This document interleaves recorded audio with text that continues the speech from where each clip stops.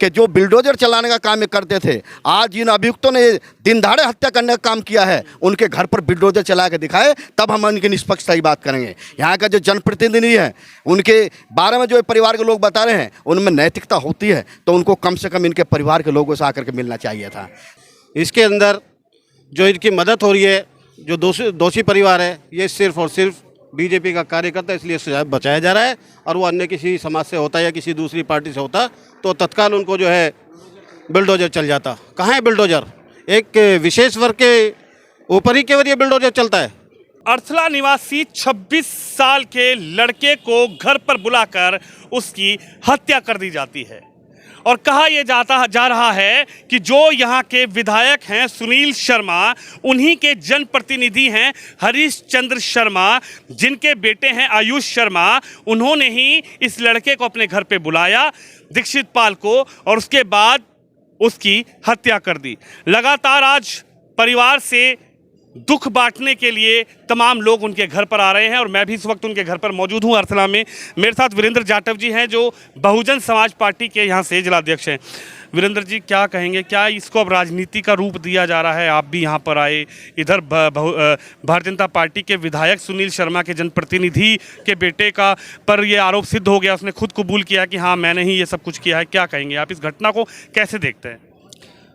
Bahujan Samaj party का आज प्रतिनिधिमंडल बहुजन समाज पार्टी के हाईकमान के आदेश के अनुसार हमारी पार्टी से साहिवाल विधानसभा चुनाव लड़े माननीय अजीत पाल जी, जो पूर्व दर्जा राज्य मंत्री रहे हैं, हमारे मेरठ मंडल के कोऑर्डिनेटर माननीय मनोज जाटव जी, पन्नालाल कश्यप जी, इस विधानसभा के समस्त प्रभारी, हाईकमान के आदेश के अनुसार प्रतिनिधिमंडल मृतक परिवार से मिलने आया है, दुख दर्द बांटने आया है।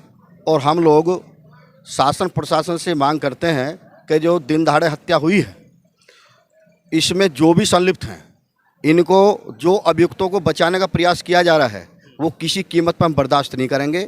जो भी इस घटना में लिप्त है वो दोषियों को सख्त कार्रवाई दिलाने की मांग करते हैं। इसी के साथ साथ जो बच्चा दीक्षित पाल, जिसकी मात्र उम्र 26 साल है, जिसकी दिन दहाड़े हत्या हुई है, उसके परिवार की स्थिति, आर्थिक स्थिति अच्छी नहीं है, उनकी विधवा को तत्काल ये उत्तर प्रदेश सरकार नौकरी देने का काम करे और मृतक परिवार के गुजारे बसर के लिए 8 महीने का बच्चा है, उनको 50 लाख मुआवजा ये सरकार देने का काम करे। और जो ये सरकार जो अपनी परंपरा के अनुसार ही है, जो अभियुक्त के घर बिल्डोजर चलाने का काम करते हैं, हम सरकार से मांग करते हैं कि जो बिल्डोजर चलाने का काम ये करते थे, आज जिन अभियुक्तों ने दिन दहाड़े हत्या करने का काम किया है उनके घर पर बिल्डोजर चला के दिखाए, तब हम उनकी निष्पक्षता की बात करेंगे। यहाँ का जो जनप्रतिनिधि है उनके बारे में जो परिवार के लोग बता रहे हैं उनमें नैतिकता होती है तो उनको कम से कम इनके परिवार के लोगों से आकर के मिलना चाहिए था। जनप्रतिनिधि है वो यहाँ के विधायक जी हैं तो उनको सबसे पहले आकर के दुख दर्द बांटना चाहिए था। यदि वो नहीं आए हैं तो उसका जो कारण है, अभियुक्त थाने में बैठ करके उनका नाम लेने का काम करता है, तो इसकी भी निष्पक्ष जांच होनी चाहिए। विधायक तो कह रहे हैं मैं बाहर हूं, मैं आऊंगा तो इनसे परिवार से मिलूंगा। विधायक जो सुनील शर्मा है वो कह रहे हैं कि जिसने किया वो भुगतेगा, उनके लड़के ने किया वो जेल चला गया। नहीं, यहाँ पर भारतीय जनता पार्टी की सरकार चल रही है, यहाँ पर मृतक किसी भी समाज का है, किसी भी राजनीतिक दल से संबंध रखता है, लेकिन सरकार की नुमाइंदगी ये होती है कि यहाँ पर उनका राज्य मंत्री या MP या MLA कोई आया है इनके परिवार के लोगों से मिल करके उनको दुख बांटने का काम किया है। जो पुलिस प्रशासन है उनको अभियुक्त के घर जाकर के उनको बिल्डोजर चलाने का काम किया है। अरे सराम थाने में बैठ करके इनको धमकी देने का काम कर रहे हैं। आज भी इनका परिवार भयभीत है। ये बहुजन समाज पार्टी सहन नहीं करेगी, इसकी लड़ाई लड़ने का काम करेंगे और ईंट से ईंट बजाने का काम करेंगे। यदि इसमें कोई भी दोषी छोड़ा गया तो हम हर कीमत पर लड़ाई लड़ने का काम करेंगे। लड़का कह रहा है कि हाँ भाई मैंने तो अपना जुर्म कबूल कर लिया। हालांकि परिवार के लोगों का कहना है कि हमारा जो बेटा था वो लगभग 6 फुट का था, हट्टा कट्टा जवान था और उसको वो अकेले नहीं मार सकता था। आप इसको कैसे देखते हैं? ये घटना दिन में 1:30-2 बजे की है। उसके परिवार में जब बुलाया जाता है पैसे लेने के लिए, लगभग 3.5 लाख रुपया बता रहे हैं परिजन, वो पैसे लेकर अपने पैसे लेने चले, उसको चाय भी पिलाई जाती है। उसके परिवार में जो मृतक है उसकी पत्नी भी है, उसके परिवार के लोग भी हैं। क्या ऐसा संभव है कि जाकर के उनको जब बैट से मार दे, परिवार को पता नहीं है? अकेला आदमी संभव कर सकता है?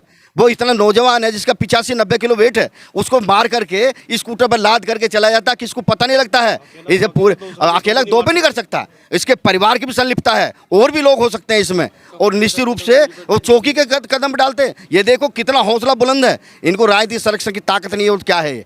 इतनी बड़ी घटना करने की हिम्मत हो गई। आज अभियुक्तों में जो ये जिन्होंने घटना घटी है उनमें किसी का डर नहीं है। ये उनको मालूम नहीं दिन दहाड़े हत्या करने का काम अंजाम क्या होता है। अरे इससे बड़ा ये प्रदेश की बहुत दिल दहलाने वाली घटना है। दिन दहाड़े हत्या हो गई, जंगल राज नहीं है तो क्या है। आप क्या कहेंगे अजीत जी? आप प्रतिनिधि का चुनाव लड़ चुके हैं, हालांकि आप प्रतिनिधि भी रहे हैं और समाज सेवा भी करते हैं, क्या कहेंगे इस पूरी घटना को लेकर? ये बहुत ही दुखद घटना है और मैं तो शासन प्रशासन से ये मांग करता हूँ कि इसकी बिल्कुल निष्पक्ष जांच हो। जो भी दोषी हो, चाहे कितना भी बड़ा यहाँ पे कोई भी हो, उसको जो है उस पर कार्रवाई हो, उसको सजा हो। मैं ये चाहता हूँ कि वो अकेला व्यक्ति नहीं कर सकता। जो अकेले आदमी ने उसको साजिश के तहत ये जो है काम हुआ है और उसको पट्टी पढ़ाई गई है, इसलिए उसने अकेले ने जुर्म कबूल कर लिया। अकेले की उसकी ताकत नहीं थी कि दीक्षितपाल को मार दे। बचाने चाह रहे हैं तो इससे क्या लाभ होगा, किसको लाभ होगा? ऐसा क्यों है कि किसी को बचा रहे हैं? वो तो कह रहे हैं कि जिसने क्यों ना किया उसने कबूल कर लिया, जेल में भेज दिया उसको पुलिस ने। तो निष्पक्ष जांच हो जाए। हम तो जांच की मांग कर रहे हैं। क्या घर में एक ही आदमी था उस टाइम, जिस टाइम मर्डर हुआ है, ये उसको मारा गया है? क्या वहां पर अकेला वो ही था? उसने नहीं, उसने अकेले तो क्या वहां पे जांच भी तो करनी चाहिए। उस टाइम पे घर पे कौन कौन था? और सीसीटीवी जो फुटेज हैं वो नहीं दी जा रही हमारे लोगों को, वो भी छुपाई जा रही है, हैंग कर दी गई है। जो पोर्टल पे डाल रहे हैं वो पोर्टल पे हमारी लखनऊ तक रिपोर्ट नहीं पहुंच रही, उसको भी रोक रहे हैं। उसको पोर्टल पे सारी चीज हमारी रोकी जा रही है। तो हम ये कहना चाहते हैं इस मामले में हमें निष्पक्ष न्याय चाहिए और नहीं हम जो है लखनऊ तक लड़ाई लड़ेंगे इसकी, और हम शांत नहीं बैठेंगे जब तक हमें पूरा न्याय नहीं मिलेगा। विधायक ने फोन करके ये बोला था कि लड़का मेरे साथ था जब मर्डर हुआ, जब उस समय लड़का मेरे साथ था। जब पुलिस ने उनसे बोला विधायक जी से कि सीसीटीवी फुटेज में और जांच में पाया गया है कि लड़का है, आप इसमें संलिप्त मत होइए। जब विधायक जी ने अपना आपको पीछे खींचा और पूरे रोड की सीडीआर ले गए, विधायक जी के मोबाइल की भी सीडीआर जांच होनी चाहिए कि वो संलिप्त है नहीं है, और उन पर 120B के तहत मुकदमा दर्ज होना चाहिए अगर दोषी हैं। विधायक का पूरा हाथ है और रोड की सीडीआर पूरी सीसीटीवी फुटेज पहले क्यों लेगी, हम लोगों को दिखाई क्यों नहीं जा रही है जब वो है तो? जी आप क्या कहेंगे मनोज जी? बात यह है, इसका जो इन लोगों ने मिलके मर्डर किया है इसकी उच्च स्तरीय जांच हो और जो भी दोषी हैं उनको सख्त से सख्त सजा से दिलाई जाए और इसमें किसी को भी छोड़ा ना जाए। इसके अंदर जो इनकी मदद हो रही है, जो दोषी परिवार है, ये सिर्फ और सिर्फ बीजेपी का कार्यकर्ता, इसलिए सजा बचाया जा रहा है।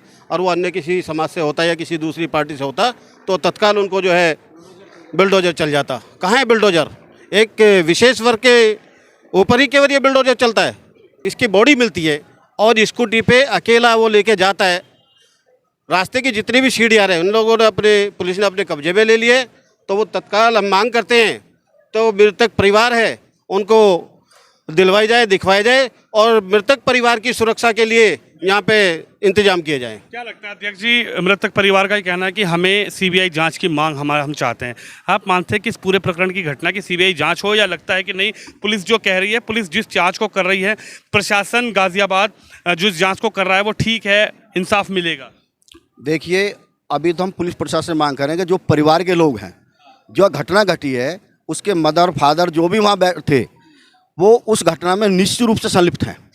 तो वो भी इस 120B में या हो सकता है मारने में उनमें हो, तो उसकी जांच करके वो भी मुलजिम बनने चाहिए। और जो अभियुक्त को बचाने का काम कर रहे हैं तो वो भी नहीं छोड़ा जाना चाहिए, वो कोई भी है, किसी का भी सही। और परिवार जब तक संतुष्ट न हो जाए, परिवार को बैठ कर के थाने में वहाँ जाकर कहा जाए वो चाउमीन खिलाने का, मुझे बताया नहीं परिवार के लोगों ने कि अभियुक्त थाने में बैठ करके चाय पानी पी रहा, वहाँ चाउमीन खा रहा और ये कह रहा जो करके बिगाड़ ले। अरे ये जंगल राज नहीं क्या है? इतनी बड़ी हमने सरकार गलती बलती रहती हैं, लेकिन इतना बड़ा हमने जो है पुलिस अन्याय कभी नहीं देखा भाई। तो देख सकते हैं आप, बहुजन समाज पार्टी का पूरा एक डेलीगेशन है। वीरेंद्र जाटव जी हैं, इधर अजीत पाल जी हैं, मनोज जी हैं, जो यहाँ पर इस दुख की घड़ी में तमाम लोग हैं और भी कुछ लोग हैं जो बसपा के कार्यकर्ता हैं। इस दुख की घड़ी में इस परिवार से मिलने आए हैं और वीरेंद्र जाटव जो हैं इनका ये कहना है कि हम भी इस पूरे प्रकरण की, इस पूरी घटना की निष्पक्ष जांच की मांग करते हैं। आप इस वीडियो को शेयर करें, इस खबर पर अपनी राय दें और अब खबर को शेयर जरूर करें। कैमरामैन शिवम यादव के साथ विनोद शर्मा, अर्थला गाजियाबाद से।